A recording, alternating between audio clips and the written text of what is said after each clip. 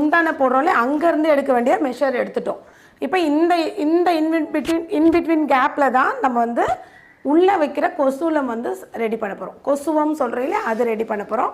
அதுக்கு நான் எடுத்துருக்கிறது சேம் அந்த மாதிரி செக்ஷன் வந்து இந்த விரல் தான் நமக்கு அதுக்கு கவுண்டிங்கு. இந்த 3 இன்ச்சஸ்க்கே எடுங்க. குண்டாக இருந்தாங்கன்னா குட்டி குட்டியாக எடுங்க.